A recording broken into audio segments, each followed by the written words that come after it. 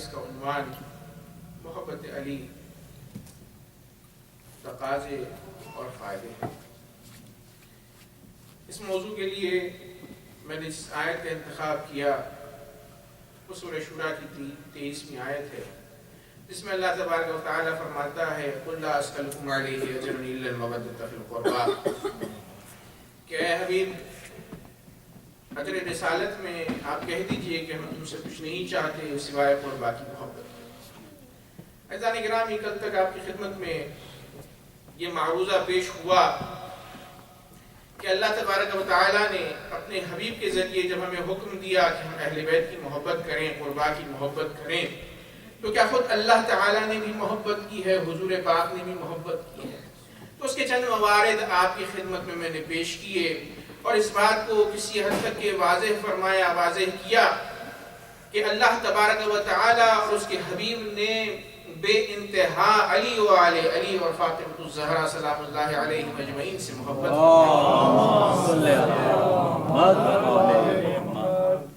اور اس کے اظہار کو مختلف مقامات پہ کیا۔ ایک اظہار کا موقع معراج ہے کہ جہاں پر اللہ تبارک و تعالیٰ نے اور اس کے ملائکہ نے اور اس کے رسول نے علی ابن ابی طالب سے محبت کا اظہار کیا ہے۔ اہل سنت کے ایک بڑے اسکالر ہیں کہ جن کا نام ہے اختب خوارزم، وہ عبداللہ ابن عمر سے اس روایت کو نقل کرتے ہیں۔ عمر ابن خطاب کے فرزند ہیں عبداللہ، ان سے اس روایت کو نقل کیا کہ ایک مرتبہ حضور محمد مصطفیٰ صلی اللہ علیہ وآلہ وسلم سے یہ سوال پوچھا گیا کہ یا رسول اللہ، اللہ تبارک و تعالیٰ نے شب معراج آپ سے کس لہجے میں اور کس انداز میں گفتگو کی؟ تو حضور نے فرمایا کہ وہ لہجہ کہ جو میرے لیے سب سے زیادہ دل نشین اور دل پسند ہے، یعنی علی ابن ابی طالب کے لہجے میں مجھ سے گفتگو کی۔ پھر اس کے بعد رسول گرامی قدر فرماتے ہیں کہ جیسے ہی اللہ تبارک و تعالی نے خاتمنی بلغت علی ابن ابی طالب، علی کے زبان میں اور علی کے لہجے میں مجھ سے گفتگو کی، تو میں نے اللہ تبارک و تعالی سے اسی شب معراج سوال کیا کہ یا اللہ خاتمنی انت ام علی ابن ابی طالب، اے اللہ کیا تو نے مجھ سے خطاب کیا ہے یا میں علی ابن ابی طالب سے ہم کلام ہوں؟ واہ جی واہ، سبحان اللہ، کیا کہنے کیا کہنے۔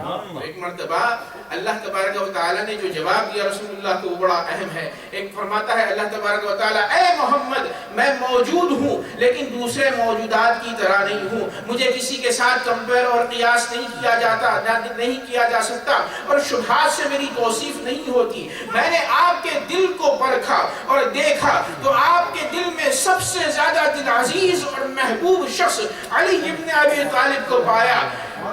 خاطبتک بلسانہ کما تطمئن بہ قلبک، اسی لیے میں نے علی کے لہجے میں آپ سے گفتگو کی تاکہ آپ کو اطمینان قلبی حاصل ہو۔ تو عزیزان گرامی، علی ابن ابی طالب کے لہجے میں اللہ تبارک و تعالیٰ نے کیوں گفتگو کی؟ اس لیے گفتگو کی کہ جب رسول گرامی قدر اللہ کی بارگاہ میں حاضر ہوئے تو اللہ کی عظمت کے سامنے لرزب اندام تھے، بدن تھر تھرا رہا تھا۔ وہ معبود ہے، وہ پروردگار ہے، یہ اس کے عبد ہے۔ تو عزیزان گرامی، اس گھبراہٹ کو دور کرنے کے لیے جو وسیلہ تھا وہ لہجہ علی ابن واہ جی واہ، واہ جی واہ۔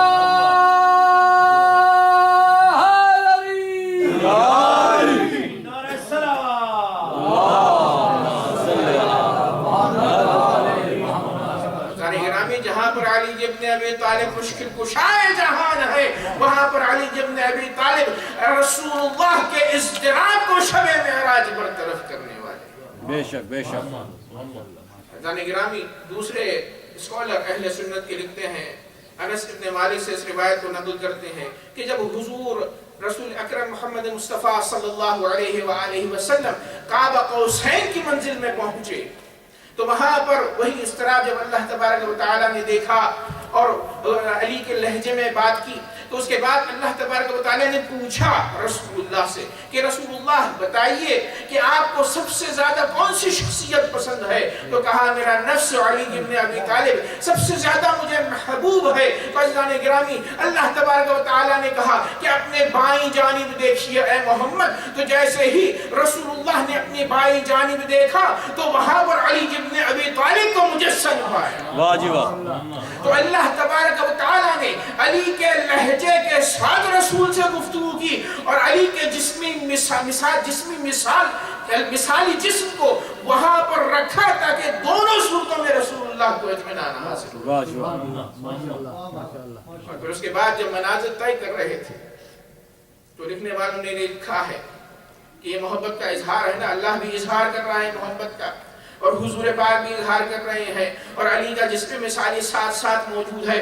تو ایک مرتبہ لکھنے والے لکھتے ہیں، احمد شافعی ایک اسکالر ہے، وہ لکھتے ہیں اپنی کتاب میں کہ رسول اللہ جب معراج پر جا رہے تھے تو ایک جگہ پر پہنچے کہ جہاں پر حضور پاک نے دیکھا کہ ایک ملک ہے، خوبصورت سا ملک کہ جو نورانی منبر کے اوپر بیٹھا ہوا ہے۔ رسول اللہ نزدیک ہوئے، دیکھا فرشتے ارد گرد جمع ہیں۔ رسول اللہ نزدیک ہوئے، نزدیک ہوتے گئے، جیسے ہی نزدیک ہوئے تو کیا دیکھا کہ وہ فرشتہ نہیں بلکہ علی ابن ابی طالب ہے۔ تو رسول اللہ کو تعجب ہوا، تعجب اس معنی میں کہ رسول اللہ ظاہر سی بات ہے وہاں پر شاید ایکسپیکٹ نہیں کر رہے تھے علی ابن ابی طالب ہوں۔ ایک مرتبہ جبرائیل سے پوچھا کہ اے جبرائیل، کیا علی ابن ابی طالب معراج پر آسمان پر مجھ سے پہلے بلائے گئے ہیں؟ تو عزیزان گرامی جب یہ سوال ہوا تو جبرائیل نے کہا کہ یا رسول اللہ، اللہ تبارک و تعالیٰ کی جو یہ ملک ہے جو اس شخص کے سامنے نظر آ رہے ہیں تو یہ وہ لوگ ہیں کہ جو علی ابن ابی طالب سے بے حد محبت رکھتے ہیں۔ واہ جی واہ، کیا کہنا۔ کہ اللہ محبت رکھتا ہے اور اللہ تبارک و تعالیٰ نے کہا النظر الی وجہ علی ابن ابی طالب عبادہ، علی کی چہرے کی طرف نظر کرنا عبادت ہے۔ تو یہ محبت بھی عبادت ہے، نظر کرنا بھی عبادت ہے۔ تو ایک مرتبہ انہوں نے اللہ تبارک و تعالیٰ سے کہا کہ اے معبود، ہم ہمیشہ عبادت کرنے کے لیے تیری تیار ہیں، لیکن ہم ہیں آسمان پر اور علی ابن ابی طالب ہے زمین پر۔ تو کیا کوئی ایسا حل ہو سکتا ہے کہ ہم زیارت علی ابن ابی طالب کی آسمان پر کر سکیں؟ تو جبرائیل کہتے ہیں کہ اللہ تبارک و تعالیٰ نے ان کی درخواست کو قبول کرتے ہوئے علی ابن ابی طالب کے نور سے ایک فرشتے کو خلق کیا کہ جو علی ابن ابی طالب کا شبیہ ہے، جس سے یہ اندازہ لگتا ہے عزیزو کہ شبیہ بنانا اللہ تبارک و تعالیٰ کا کردار ہے۔ واہ جی واہ، کیا کہہ رہے ہیں، واہ جی واہ، کیا کہہ رہے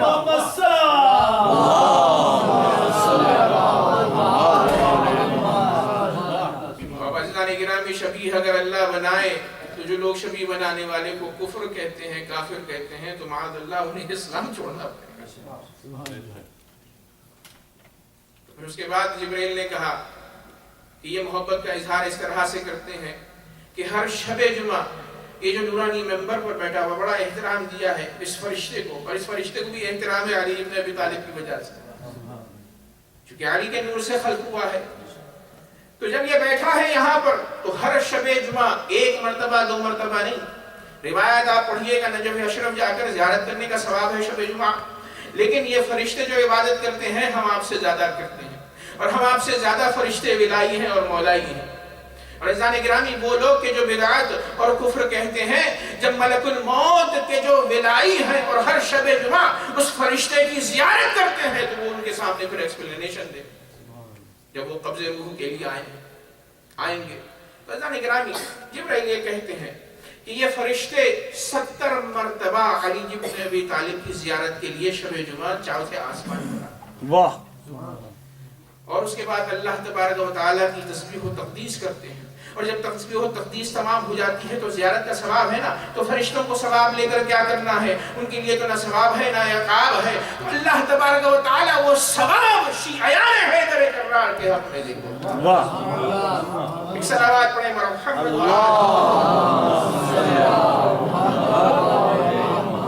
بارے دیگر سب مل کر صلوات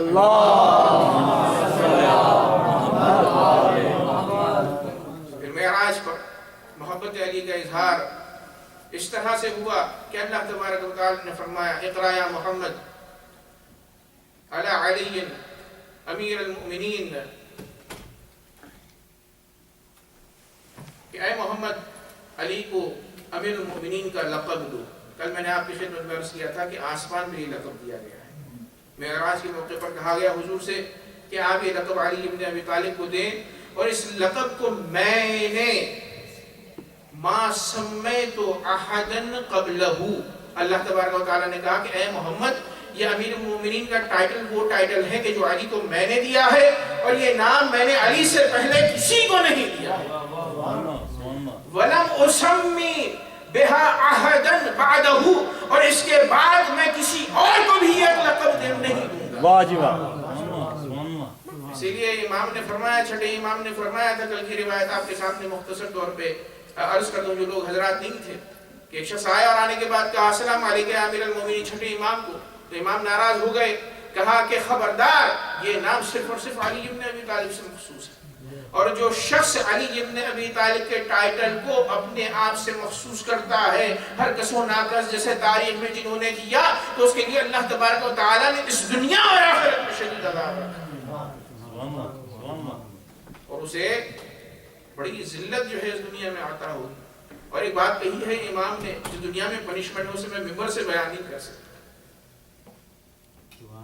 بعد میں مجلس کے اگر کوئی پوچھنا چاہیں تو میں آپ کی خدمت میں ضرور عرض کروں گا, لیکن تقید کو رکھتے ہوئے امام نے فرمایا ہے, چھٹے امام نے فرمایا ہے کہ جو شخص اپنے آپ کو امیر المومنین کہلوائے وہ سخت عجیب بے حرمتی والے عذاب سے جو ہے وہ اس دنیا میں دوچار ہوتا ہے. صلوات پڑھیں گے محمد اللہم صلی اللہ محمد. پھر اس کے بعد حضور نے جب جنت کا مظاہرہ کیا تو آپ جیسے کہ جانتے ہیں کہ جنت کے دروازے کتنے ہیں؟ 8, اور 8 دروازوں پر بڑے ہی خوبصورت انداز میں لکھا ہوا ہے لا الہ الا اللہ محمد رسول اللہ علی ولی اللہ.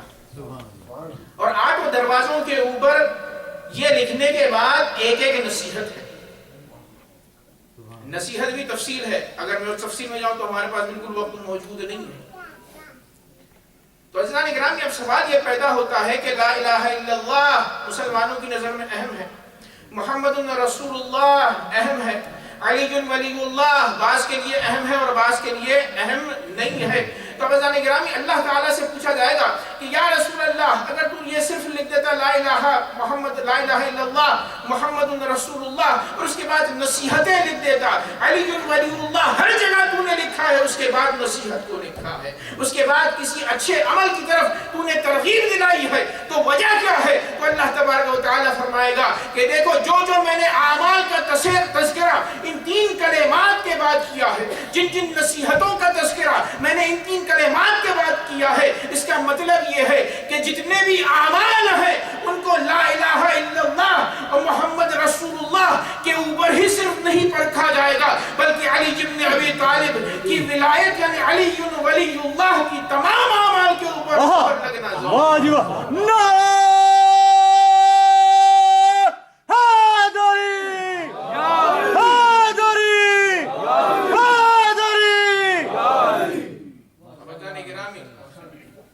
سارے جو نصیحتیں ہیں وہ اس فاؤنڈیشن کے اوپر جو ہے ایکسپٹڈ ہیں, قبول ہوگی. لا الہ الا اللہ محمد رسول اللہ علی ولی. اب یہاں پر جو لوگ علی ولی اللہ کے معنی ترجمہ جو کرتے ہیں دوست کے, کہ بھئی اللہ ہمارا ولی, رسول ہمارا ولی, علی ہمارے دوست, جو برادران ترجمہ کرتے ہیں غدیر کا, رسول اللہ نے فرمایا من کنت مولا فہذا علی مولا, میں جس کا مولا اس کے علی مولا. تو مسلمانوں نے پہلے غدیر کو انکار کرنے کی جو ہے پوری کوشش کی, لیکن جب انکار نہ کر سکے تو اس کے بعد کہا ولی کے معنی یہاں پر دوست کے ہیں. تو ایسی ہی جو معنی کریں گے تو ان کو وہاں پر پکڑایا جائے گا, کیا کہہ کر وقفوہم انہم مسئولون, ان کو روکو کیونکہ ان سے سوال کیا جانا ہے کہ انہوں نے کس طرح سے ولی کا معنی دوست کے معنی میں کر دیا, جبکہ ولی کے معنی وہی معنی ہے کہ جو ولایت اللہ کے ہیں, جو ولایت رسول اللہ کے ہیں, وہی معنی ولایت علی ابن ابی طالب کے ہیں.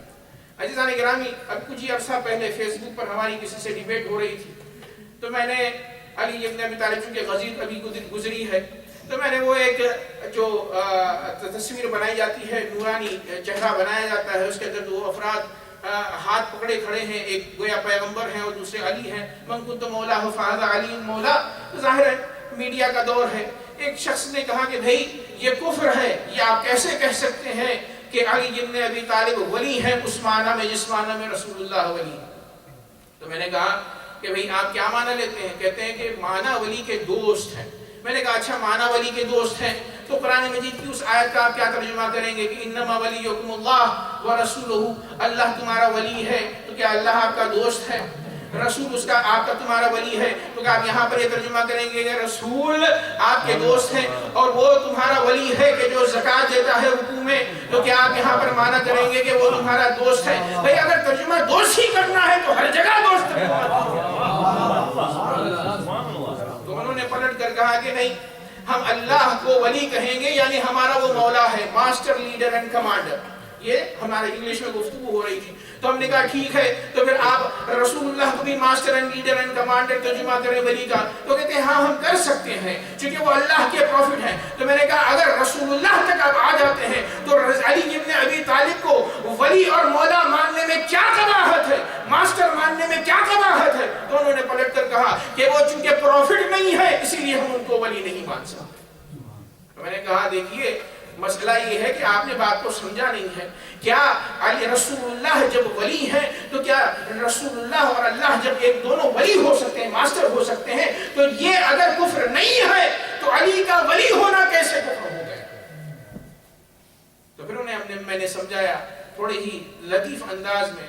میں نے بتایا کہ دیکھیے اللہ اپنی الوہیت میں ولی ہے، محمد اپنی نبوت میں ولی ہے، اور علی ابن ابی طالب منصب امامت میں ولی ہے.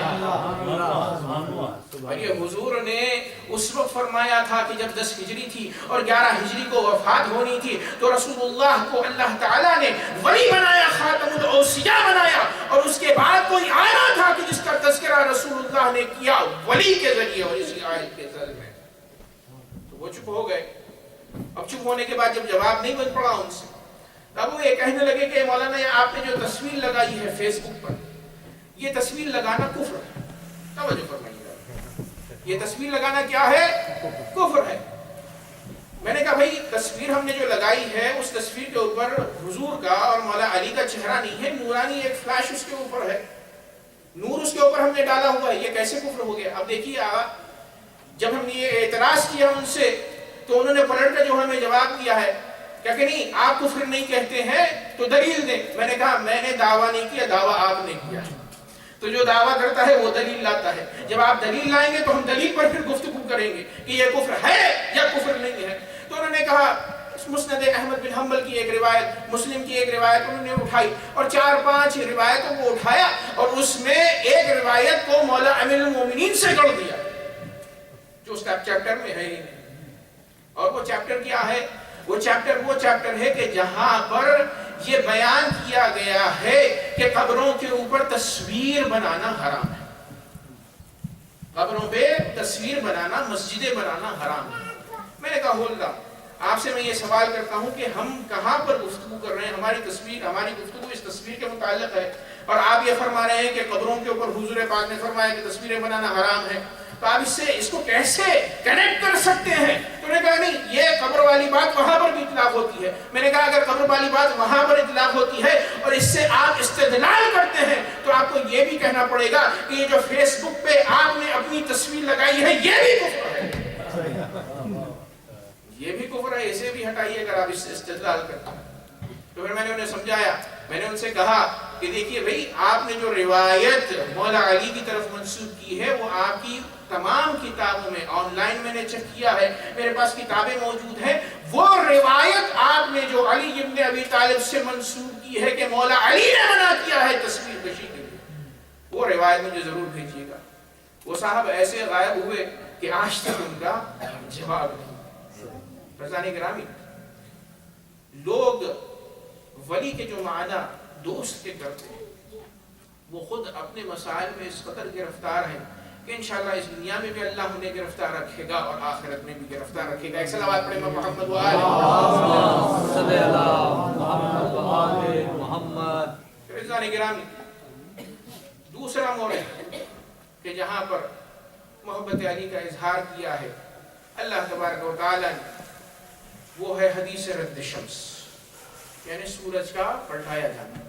واقعہ مختصر آپ کی خدمت میں عرض کروں کہ ایک مرتبہ رسول اللہ پر وحی کا سلسلہ ہوا، نماز عصر کا وقت تھا، چونکہ وحی نازل ہو رہی تھی اور رسول اللہ زانوِ علی ابن ابی طالب پر وحی کو وصول فرما رہے تھے۔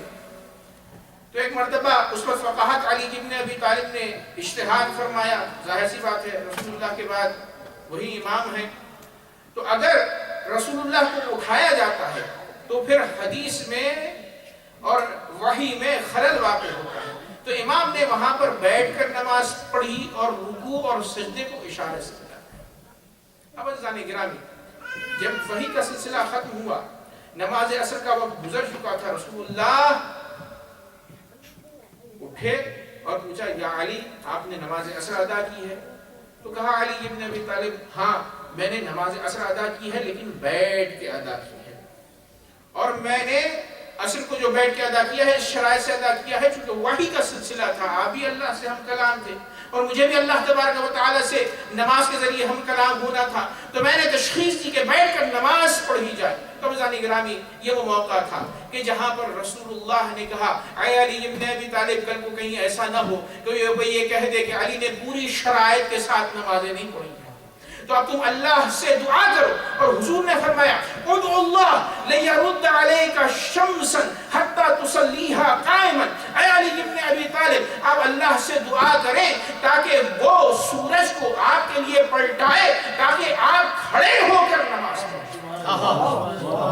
حضرات کرام یہ جملہ یہاں پر جو ہے قائما یعنی کھڑے ہو کر نماز پڑھنا، یہ اس بات کے اوپر دلیل ہے کہ علی ابن ابی طالب کی نماز جیسے بعض اہل سنت کہتے ہیں کہ قضا ہو گئی، قضا نہیں ہوئی بلکہ بیٹھ کر ادا کی تھی جو کہ اصل وظیفہ اور ذمہ داری تھی، بیٹھ کر ادا ہو چکا تھا۔ اب یہاں پر میں حضور سے پوچھوں گا کہ یا رسول اللہ یہ کام جو سورج کے پلٹانے کا ہے معجزہ تو آپ کرتے ہیں نا، پیغمبر ہیں، ابھی آپ کا جو ہے زمان ہے، آپ نے اللہ تبارک و تعالی سے دعا کیوں نہیں مانگی کہ یا اللہ علی کے لیے سورج کو تو پلٹا دے؟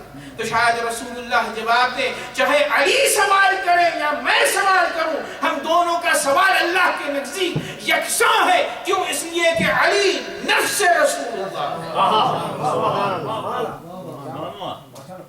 گرامی جیسے ہی دعا کی اور دعا ابھی ختم نہیں ہوئی تھی تو اللہ تبارک و تعالی سے عشق ہے نا علی ابن ابی طالب کو کہ نماز پڑھنا ہے، اور نماز عبد کا معبود سے عشق کا اظہار ہے، تو بیٹھ کر عشق کا اظہار کر چکے تھے، لیکن اللہ تعالیٰ کو علی کے اس عشق کے اظہار سے اس قدر محبت ہے کہ اللہ تعالیٰ یہ چاہتا ہے کہ پھر سے علی کھڑے ہو کر نماز پڑھیں۔ جیسے ہی علی کی دعا ختم ہوئی اللہ تعالیٰ نے سورج کو واپس پلٹا۔ ایک صلوات پڑھیں محمد اور علی ابن ابی طالب نے کھڑے ہو کر نماز پڑھی۔ تو یہ محبت کا اظہار ہے نا کہ اللہ تعالیٰ نے محبت کے اظہار میں کائنات میں تصرف کیا، انفلوئنس کیا۔ عزیزان گرامی بعض لوگ کہتے ہیں کہ یہ کیسے ممکن ہے کہ سورج پلٹ جائے؟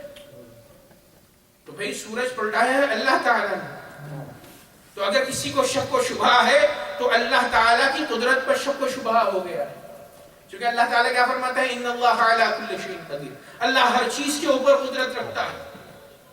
اور عزیزان گرامی سورج کا پلٹانا سورج کی خلقت سے آسان ہے، اور یہ وہ ہستیاں ہیں کہ جن کی وجود کی وجہ سے اللہ تعالیٰ نے جن کے طفیل میں سورج کو خلق کیا ہے، تو جس کے طفیل میں سورج کو خلق کیا ہو تو اس کے لیے سورج کا پلٹانا بڑی بات نہیں ہو سکتی۔ واقعہ رد شمس وہ موقع تھا کہ جہاں پر اللہ تعالیٰ نے علی ابن ابی طالب سے محبت کا اظہار کیا۔ لیکن عزیزو یہ علی وہ علی ہے جس سے حضور نے اللہ نے محبت کی، لیکن جب حضور اس دنیا سے گئے تو اس سے اس قدر دشمنی کی گئی کہ اگر رسول اللہ وصیت اگر دشمنی کی کرتے تو اس سے زیادہ کوئی چیز نہ جو دشمنی علی بن ابی طالب اور آل علی سے۔ یہی وجہ ہے کہ جب کربلا میں امام حسین علیہ السلام نے جب یہ پوچھا کہ بھئی تم کس وجہ سے مجھے شہید کرنا چاہتے ہیں، وجہ کیا ہے؟ وجہ بتلا. نصیحتیں جب کام نہیں آ رہی ہیں، باتیں کام نہیں آ رہی ہیں، امام نے کہا کہ کیا میں نے حلال الہی کو حرام یا حرام کو حلال کیا ہے، تو کوئی جواب نہیں، کوئی ایک مثال نہیں کہ جہاں پر امام کو واجب القتل ثابت کر سکیں جس کی وجہ سے وہ قتل کرنا چاہ رہے ہو گویا. تو عزیزان گرامی ایک شخص آگے بڑھا اور اس نے کہا بغضاً لأبیک، یہ وہ بغض ہے کہ جو علی ابن ابی طالب سے ہمیں ہے، جس وجہ سے اے حسین ہم آپ کو. اور یہی وجہ ہوئی کہ جب معاویہ اس دنیا سے رخصت ہوا اور اپنے ٹھکانے کو پہنچا اور اس کا فرزند لعین یزید برسر اقتدار آیا، تو اس بغض نے جوش مارا اور اس نے مدینے کے والی سے کہا کہ حسین کو بلایا جائے اور حسین سے بیعت کی جائے. ولید ابن عتبہ نے امام حسین کو بلا بھیجا. امام حسین 30 جوانان بنی ہاشم کے ساتھ چلے. ایک مرتبہ زینب اولیاء مقام نے دارالامارات کی طرف جب قصد دیکھا کہ بھائی جانے والے ہیں تو بے چین ہو گئی. کہا بھائی دارالامارات کیوں جا رہے ہو؟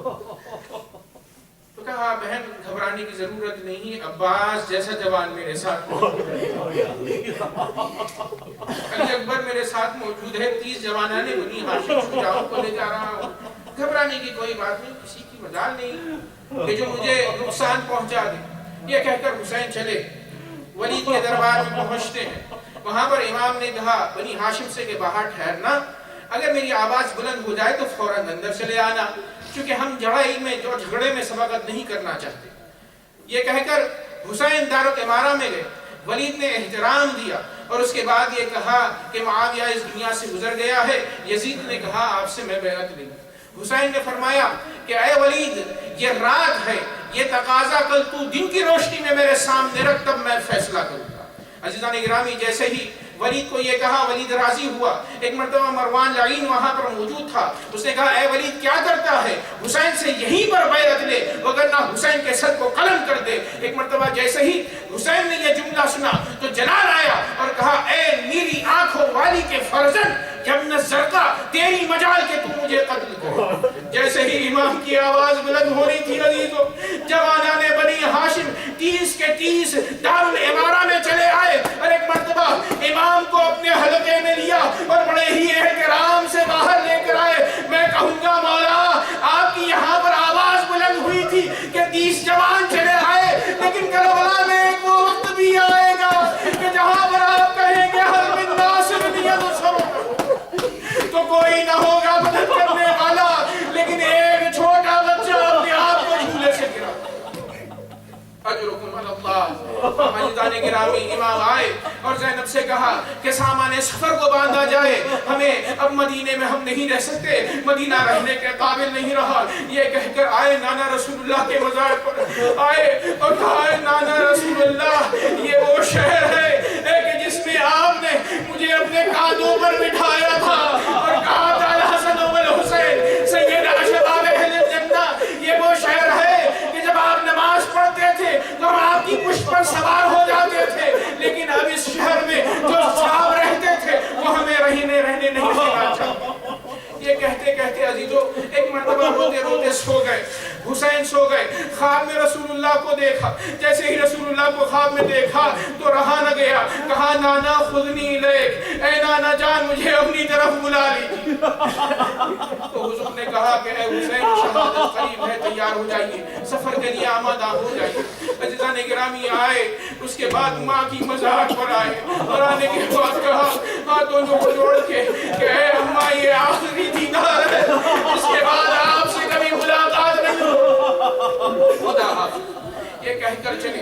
عزیزو رات میں قافلہ روانہ ہوا اور اس انداز میں روانہ ہوا کہ راوی لکھتا ہے عزیزو کہ کچھ محملیں لائی گئیں جس میں سامان رکھا گیا، کچھ اونٹ لائے گئے جس میں کھانے کا سامان رکھا گیا. پھر عزیزو بیویاں سوار ہونا شروع ہوئی. لیکن ایک وہ مقام بھی آتا ہے کہ ایک بیوی گھر سے باہر نکلنا چاہتی ہیں تو دیکھنے میں یہ آتا ہے کہ کئی بیویاں جمع ہو جاتی ہیں. اور ایک مرتبہ حسین کہتے ہیں عباس کہاں ہے، قاسم کہاں ہے، اور محمد کہاں ہے، علی اکبر کہاں ہے، ذرا آگے بڑھو، تمہاری روٹی میری بہن جناب زینب سوار ہونا چاہتی ہے. راوی یہ کہتا ہے کہ بیویوں کے حلقے میں بڑے ساتھ